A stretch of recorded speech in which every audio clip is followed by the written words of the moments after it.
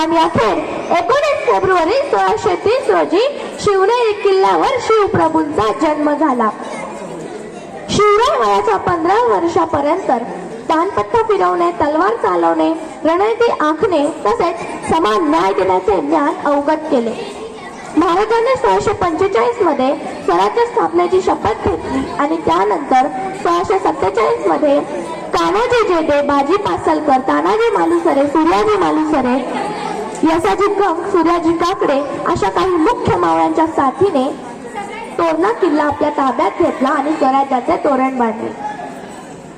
स्वराज्याची बांधणी करताना महाराजांचं अखंड आयुष्य हे चढ उतारांचंच राहिलं आहे. एका शत्रूचा निकाल लावला की दुसरा डोकं वर काढत असे. शाहिस्तेखानाची बोट छाटणे म्हणजे मुघल साम्राज्याचं नाक कापण्यासारखं होतं. त्यात सुरतची लूट ही मुघल साम्राज्यासाठी अतिशय शरमेची बाब ठरली होती.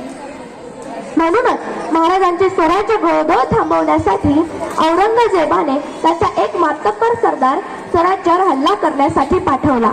तो म्हणजे मिर्झा राजे जयसिंग. 55 वर्षाचे मिर्झा राजे जयसिंग अत्यंत पराक्रमी राजपूत राजे होते. मिर्झा राजांसोबत औरंगजेबाने अत्यंत कडवा आणि पराक्रमी दिलेर खान नावाचा सरदार दिला होता. मिर्झा राजे आपली प्रचंड रसद, दारुगोळा, शस्त्र, तोफखाना, खजाना आणि अनेक शूर सरदारांसोबत घेऊन स्वराज्यावर हल्ला करण्यासाठी निघाले. ते स्वराज्यात दाखल होतात. 31 मार्च 1665 रोजी पुरंदर किल्ल्याला वेढा घालतात. पुरंदर आणि वज्रगड हे इंद्रनील नावाच्या मोठ्या पर्वतावर बसवलेले 2 गड आहेत. ते दोन्हीही गड भैरव पिंडीने विभागले आहेत. त्यावेळी पुरंदर किल्ल्याच्या किल्लेदार मुरारबाजी देशपांडे आणि 2000 मावळे मोठ्या ताकदीने किल्ला लढत होते, तर मिर्झा राजे त्यांचा सामना मोठ्या चतुराईने करत होते. मिर्झा राजांना विचार आला, आपला हल्ला वाढूया, जास्तीत जास्त तोफांचा हल्ला करूया. तोफांच्या हल्ल्यात वज्रगड कोसळतो. हे पाहून मुरारबाजींना राग येतो आणि ते मिर्झा राजांच्या सैन्यावर हल्ला करतात. पण मुरारबाजी त्या लढाईमध्ये मरण पावतात. तरी मावळे हार मानत नाही, ते लढत असतात. तर दुसरीकडे छत्रपती शिवाजी महाराज रघुनाथ पंत आणि कुर्तोजी गुज्जर यांना मिर्झा राजांकडे चर्चा करण्यासाठी पाठवतात. पण मिर्झा राजे त्यांचं म्हणणं मान्य करत नाही, तर ते शिवाजी राजांना शरण येण्याची चेतावणी देतात. पंत आणि कुर्तोजी महाराजांकडे जातात आणि घडलेला प्रकार सांगतात. पंत म्हणतात, महाराज, मिर्झा राजे राजपूत आहेत, आपण त्यांचं मन परिवर्तन करू शकतो. महाराज म्हणतात, नाही, ते राजपूत असले तरी ते औरंगजेबला दगा देणार नाही. पंत आणि महाराज चर्चा करत असतात. तिथे कुर्तोजी गुज्जर पण असतात. त्यांना त्यांची चर्चा ऐकून फार राग येतो. तर दुसरीकडे मिर्झा राजे जयसिंग आपल्या सरदारांसोबत चर्चा करत असतात. शिवाजी महाराजांना आपण असं काय पकडलं आहे की त्यांना शरण आल्याशिवाय काहीच पर्याय नाही. ते आपली चर्चा संपून 2 अंगरक्षकांसोबत छावणीत येत असतात. तेव्हा त्यांना काही सावली दिसते. मिर्झा राजांचे अंगरक्षक सावध होतात. तेव्हाच ती काही सावली मिर्झा राजांवर हल्ला करते. पण अंगरक्षक सावध असल्यामुळे मिर्झा राजे वाचतात. अंगरक्षक त्या व्यक्तीला पकडून मिर्झा राजांसमोर हजर करतात. मिर्झा राजे त्या व्यक्तीला पाहून आश्चर्यचकित होतात आणि म्हणतात, कुर्तोजी, तू हमें मारना थे? कुर्तोजी म्हणतात, जी हाँ, पर आपकी किस्मत अच्छी निकली और आप बच गए. मिर्झा राजे म्हणतात, माँ देवी का आशीर्वाद हमारे साथ है, इसलिए हम स्वयं पे पैर खड़े कर पाए हैं. फिर भी तुम्हारे साहस की तारीफ करनी चाहिए, पर मुझे ये बताओ, तुम शिवाजी महाराज के अनुमति के बगैर यहाँ कैसे आए? हे ऐकतात कुर्तोजी गुज्जर आश्चर्यचकित होतात. मिर्झा राजे म्हणतात, तुम यही सोच लो ना कि हमें कैसे पता चला कि तुम शिवाजी महाराज के अनुमति के बगैर आए हो. इतना पास रहते भी उन्हें समझ नहीं पाए. वो हमें मारने का प्रयास नहीं करेंगे, और अगर किया भी तो ऐसे कच्ची चाल वो नहीं खेलेंगे. तुम्हारे जैसे शूर सरदार हमें चाहिए, तुम हमारे साथ शामिल हो जाओ. कुर्तोजी म्हणतात, आपने अभी मेरा सर भी काट लिया तो भी चलेगा, पर स्वराज से बेमानी सोच भी नहीं सकता.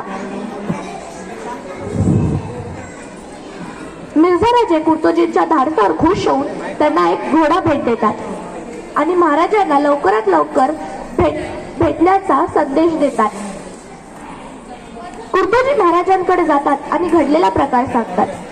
महाराज म्हणतात, मिर्झा राजांनी तुम्हाला सोडून आपले काम तर पूर्ण केले आहे, पण या धाडसामुळे तुम्हाला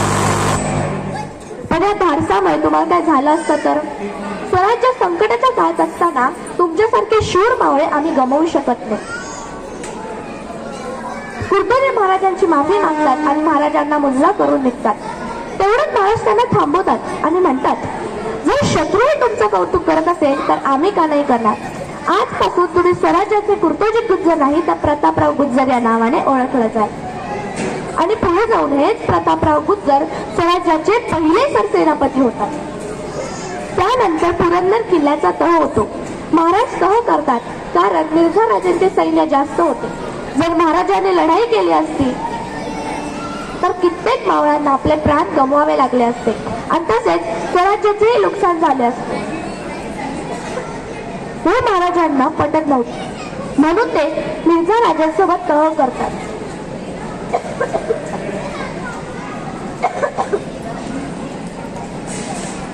पण त्या तहामध्ये महाराजांना काही अटी असतात। त्या अशा, तर महाराजांनी जिंकलेल्या 35 किल्ल्यांपैकी 23 किल्ले बादशाला द्यावे आणि संभाजी महाराजांना मुघलांची 5,000 मनसबदारी देण्यात येईल। त्यांनी आमची गुलामी करावी। आदिलशाहीचा प्रदेश लुटून घेणे आणि बादशाला 40 लाखाची खंडणी 3 लाख प्रति हप्त्याने देणे। महाराजांनी 1645 मध्ये स्वराज्य स्थापनेची शपथ घेतल्यापासून ते 1665च्या युद्धापर्यंत 20 वर्षे अविरत राज्य उभारले होते। ते एका क्षणात कोसळले तरी महाराज डगमगले नाही। त्यांनी आपल्या स्वप्नपूर्तीची अपेक्षा सोडली नाही। औरंगजेबाने शंभूराजांना आणि शिवाजी महाराजांना आपल्या नजर कैदेत पकडून ठेवले होते, पण महाराज आपली व शंभूराजांची मोठ्या चतुराईने औरंगजेबाच्या नजर कैदेतून सुटका करतात आणि काही काळ आपली ताकद वाढवून 1670 मध्ये पुन्हा एक किल्ला जिंकायला सुरुवात करतात। 4 फेब्रुवारी सिंहगड, 6 मार्च पुरंदर, 14 मार्च कल्याण भिवंडी, 3 मे लोहगड, 14 जून हिंदोळा, 16 जून कबिला, 22 जून माहुली, 24 जून रोहिडा असेच एकामागून एक किल्ले जिंकत होते। ही खबर विजापूर दरबारात पोहोचली। ही बातमी ऐकून वजीर खवासला राग येतो। तो विचार करतो की शिवाजी महाराज असेच लढत राहिले तर ते आदिलशाही नष्ट करतील। तेवढ्यात त्याची नजर अब्दुल करीम बहलोल खानकडे गेली। तो जवळ दुसरा अफजल खान होता। उंच आणि तगडा, त्याचे अंगबळ अफाट होते। बहलोल खान 12,000ची फौज घेऊन विजापूर वरून निघाला। तो उमराणी गावाजवळ पोहोचला। ही खबर शिवाजी महाराजांना समजली। त्यांनी लगेच सरनोबत प्रतापराव गुज्जर यांच्याशी खलबत केली। सोबत 15,000ची फौज देऊन कानमंत्र दिला, हा बहलोल खान बहुत वळवळ करीत आहे, तुम्ही त्याला मारून फतेह व्हा। प्रतापराव महाराजांना मुजरा करतात आणि मोहिमेवर जायला निघतात। ते उमराणी गावाजवळ पोहोचतात। त्यावेळी उन्हाळ्याचे दिवस होते। उमराणी गावाजवळ एकच मोठं जलाशय होतं। ते प्रतापरावांनी ताब्यात घेतलं। त्यावर पहारे बसविले। जवळच खानाची छावणी होती। मावळ्यांनी दुरूनच छावणीला गराडा घातला होता। दुपारी बहलोल खानाचे सैन्य आणि हत्ती जलाशयाकडे येतात। तेव्हा मराठे त्यांच्यावर हल्ला करतात।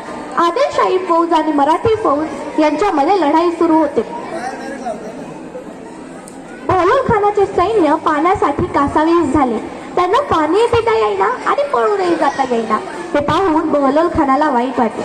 तो प्रतापरावांकडे शरण आला। तो म्हणाला, मला तुमच्याशी युद्ध करायचं नाहीये, मी तर बादशाच्या हुकुमाने आलो होतो।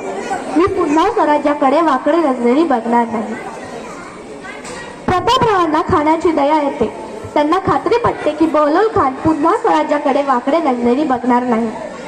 तिथून बहलोल खान खाली मान घालून निघाला होता, पण त्याच्या मनात अपमानाची भावना होती। शिवाजी महाराजांना ही घटना समजली। त्यांना ही गोष्ट मुळीच आवडली नव्हती। ते प्रतापरावांना कडक शब्दात पत्र लिहितात, तुम्ही खानाला दया का दाखविली? कुणाच्या परवानगीने खानाला धर्मवाट दिली? तो बहलोल खान घडोघडी स्वराज्य